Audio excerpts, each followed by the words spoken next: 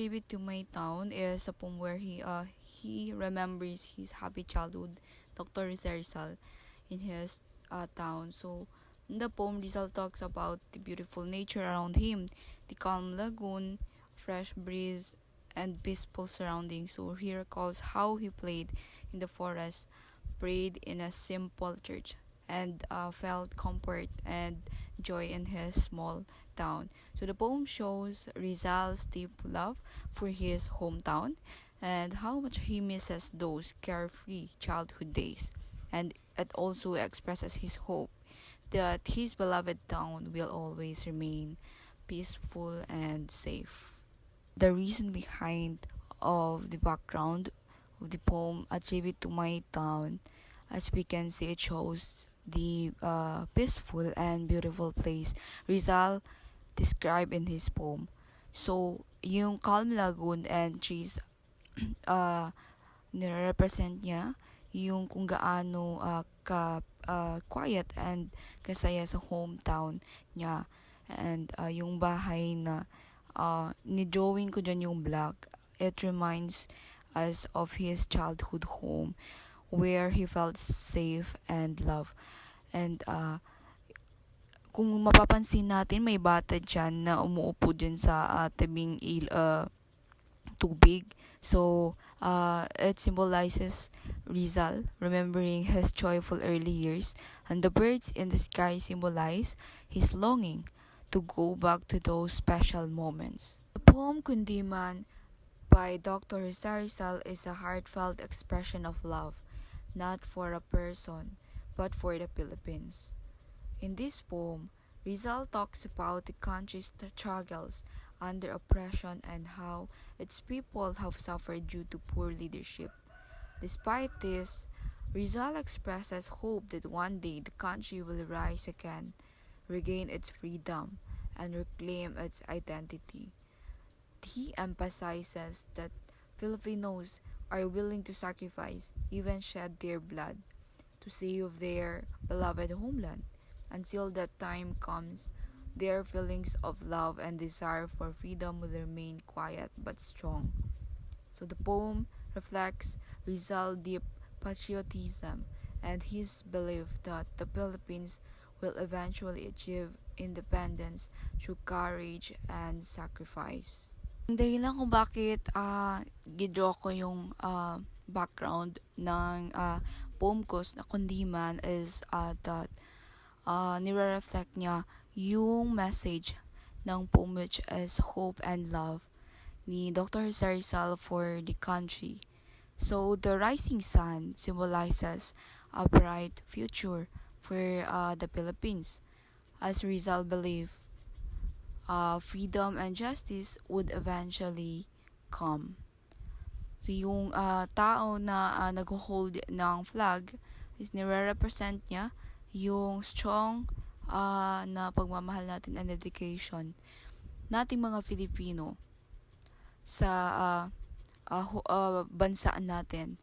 So yung background is may mountains, no, and fields. So ang dahilan niyan is gusto ko ipakita yung beauty ng Philippines, even though no hindi naman kagandahan yung drawing. And pinapakita din dito yung struggles ng mga tao na na-face nila.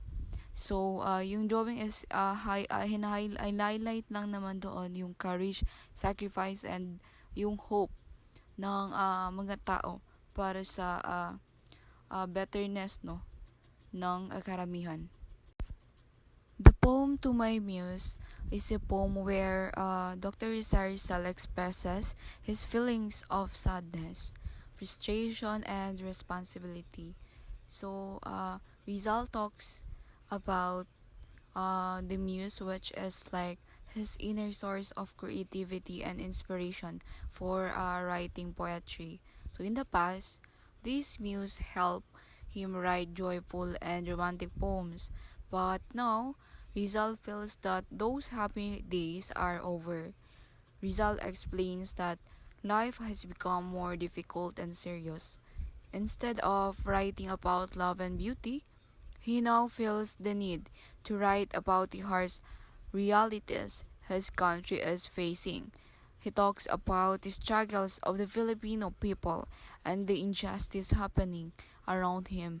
Because of this, Rizal feels that writing meaningful and powerful words, even if they are serious or painful, is more important than writing simple love poems, because we all know no that time is Spanish colonization and Filipino struggling to do the things that they want to do. Wala silang freedom. So the poem also shows Rizal's sadness as he remembers his loved ones.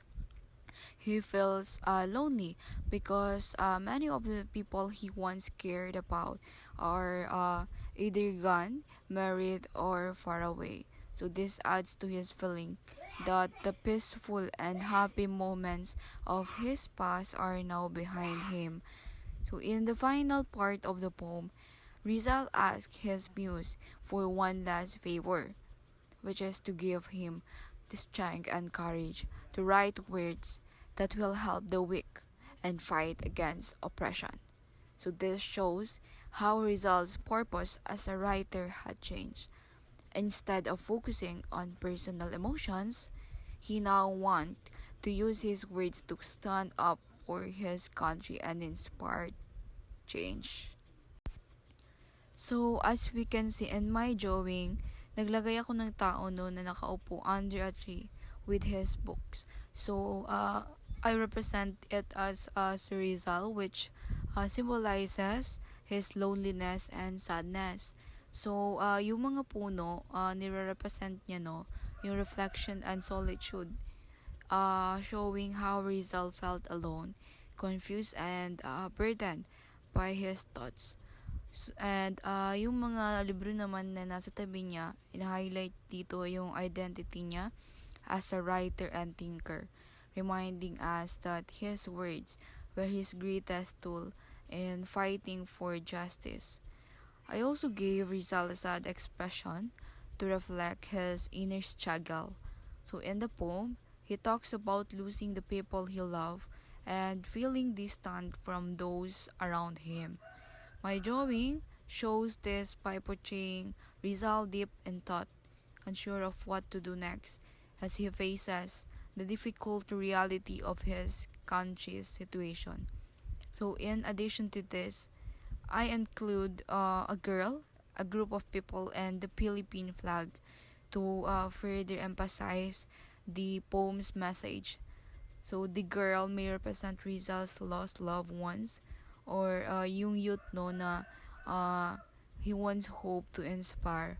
And yung group of people naman is sinisimbolize niya yung mga Filipino society, wherein some who is unaware no of the struggle of the country. Others naman is ini-ignore lang, and some who may be too afraid to act.